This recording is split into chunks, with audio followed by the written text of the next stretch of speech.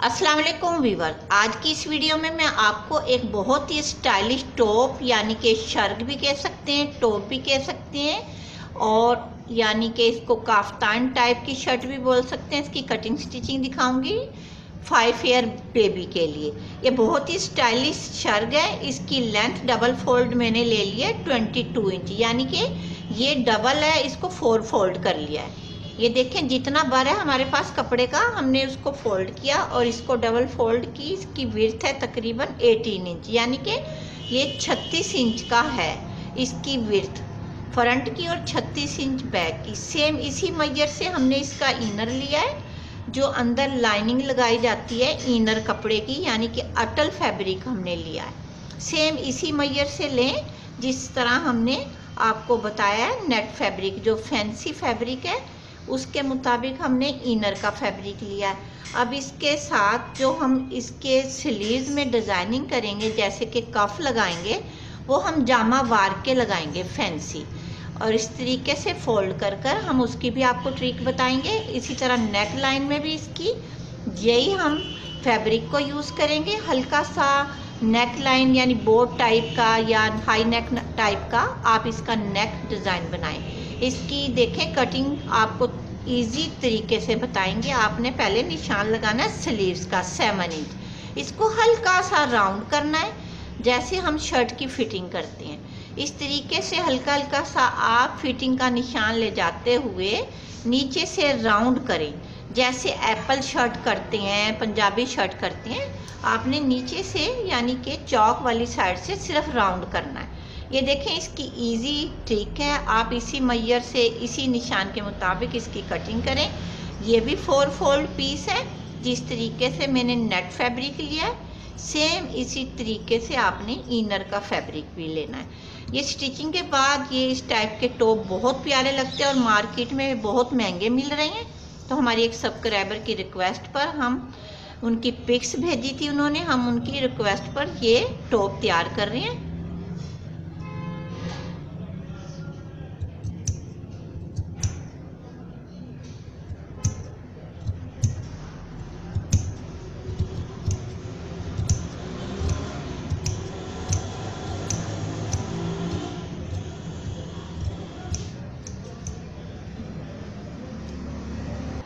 ये देखें व्यूअर्स, अब मैं आपको इसकी नेक लाइन की भी विड्थ और लेंथ बता देती हूँ। आपने इसकी कटिंग देख ली है, बहुत इजी है। आप इसकी विड्थ लें 3 इंच और तकरीबन 3 इंच ही आप इसको डीप कट करें। निशान फ्रंट का डीप होगा, बैक साइड से हम स्लिट ओपन करेंगे ताकि बेबी को पहनने में आसानी रहे, क्योंकि ये पूरी शर्ट या टॉप जो भी आप इसका नाम दें, शर्ट के लें टॉप के लें, टोटल हमारा गुम सिलाई में स्टिच होगा।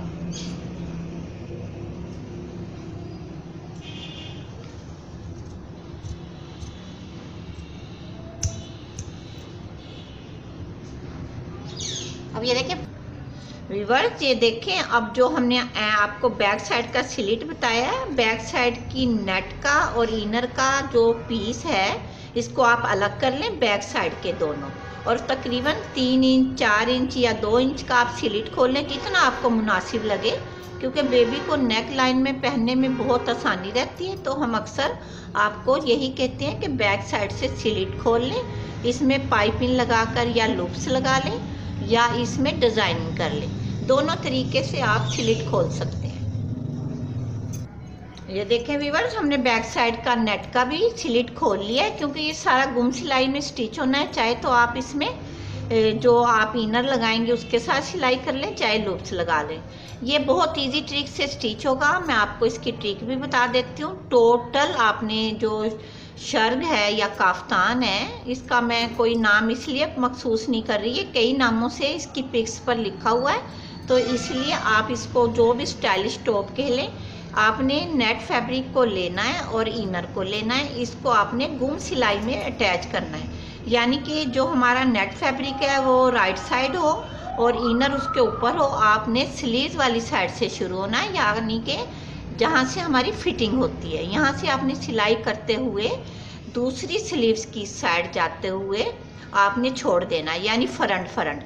फिर इसी तरह बैक साइड से आपने दूसरी स्लीव से अटैच करना है। सॉरी व्यूअर्स, इसी ट्रिक से आपने दूसरी स्लीव से होते हुए बैक साइड के नीचे दामन से होते हुए आपने बैक साइड की दूसरी स्लीव्स तक आना है। फिर आपने दोनों स्लीव्स की तरफ से इसको सीधा कर लेना है जो हमने ओपन रखा है हिस्सा।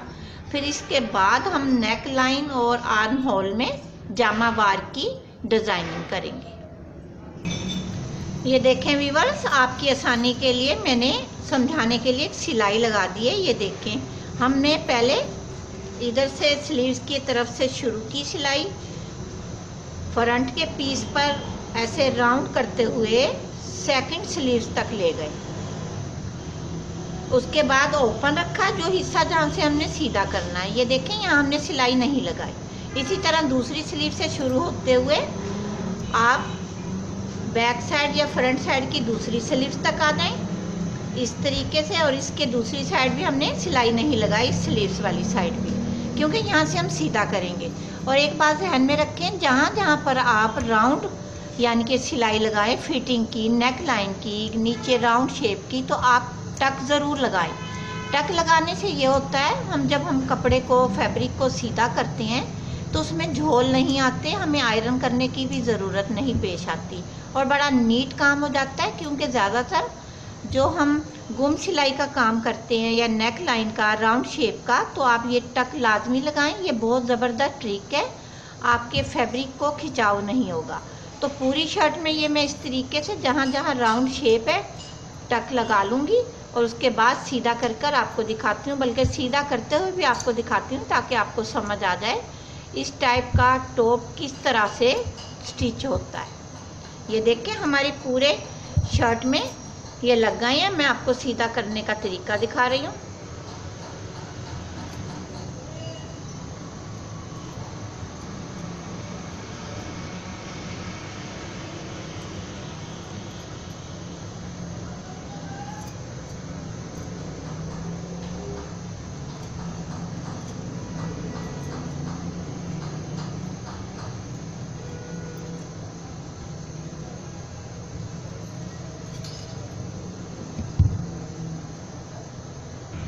देखें व्यूअर, ये स्टिचिंग करके हमने जब इसको सीधा किया है तो ये बहुत नीट हो गया। अब इसके बाद इसकी नेक लाइन की ट्रिक भी बताती हूँ।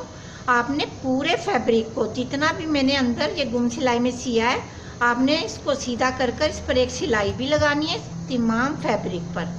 अब इसके बाद ये बैक साइड पर जो स्लिट खोला है इसमें आप पाइपिंग लगाएं और जो जामा वार मैंने आपको दिखाई है उसमें नेक लाइन में इसको हम जैसे एक पट्टी लगाते हैं बैन की तरह, मैं आपको ट्रिक भी बता देती हूँ। ये देखें, आप राइट साइड सिलाई लगाते हुए जाएं फ्रंट से बैक तक और इस कपड़े को जब आप एक सिलाई लगा लें तो इसको ऐसे फोल्ड करें और फिर राइट साइड एक सिलाई और लगाएं ऊपर की तरफ, तो ये हमारी बैन पट्टी सी बन जाएगी। बहुत प्यारी थी। चाहे तो आप डोरी बाद में भी लगा सकते हैं, चाहे पहले भी लगा सकते हैं। बैन को आप पहले राउंड भी कर सकते हैं। दोनों ट्रिक से ये बैन पट्टी बहुत प्यारी बनेगी। अब उसके बाद जब आप ये बैन पट्टी लगा लें, इसी ट्रिक से आपने स्लीव्स के कप भी लगाने हैं। यानी कि जिस तरीके से मैंने नेक लाइन में पट्टी लगाई है, सेम इसी ट्रिक से आपने स्लीव्स में भी लगानी है। इसमें हल्की हल्की सी प्लेट्स दे लें क्योंकि हमने स्लीव्स की फिटिंग नहीं करनी, ये सिर्फ ओपन रहने हैं। इस तरीके से ये ऐसे हमारे स्लीव्स खुले रहेंगे क्योंकि इसके ऊपर तमाम काफ्तान पे सिलाई लग जाएगी सिरे की। उसके बाद हम आपको इसकी फिटिंग का तरीका बताती हूँ। आपने जितनी बेबी की फिटिंग हो, इस काफ्तान को पहले राउंड कर लेना। ऐसे मैं आपको फोल्ड कर बताती हूँ क्योंकि ये तमाम तैयारी पहले आप सिलाइयाँ लगा लें और नेक लाइन बना लें, बैक साइड का स्लिट तैयार कर लें। उसके बाद आप 6 से 7 इंच की, ऊपर से 6 से नीचे तक 7 इंच की स्ट्रेट सिलाई करें। ये हमारी फिटिंग होगी काफ्तान की, क्योंकि जब हमारी ये फिटिंग हो जाएगी तो बाहर से ये ओपन खुला हुआ बहुत प्यारा लगेगा।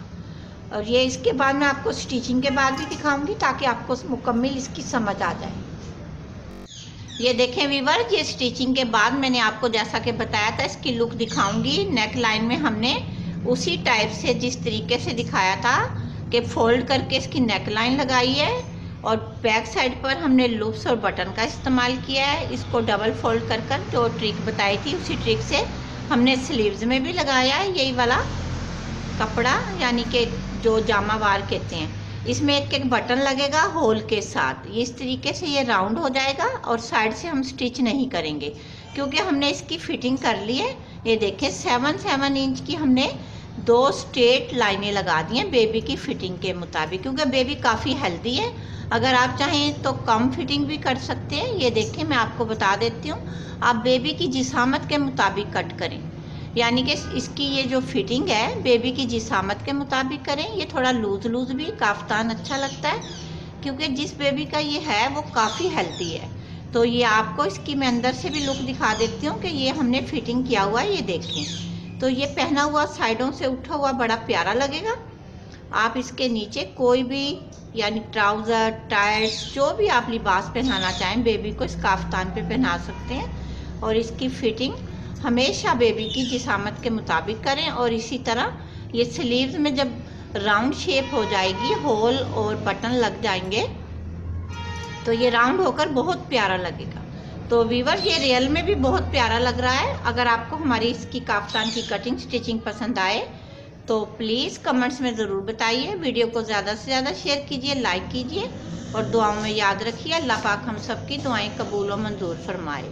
ओके, अल्लाह हाफिज़।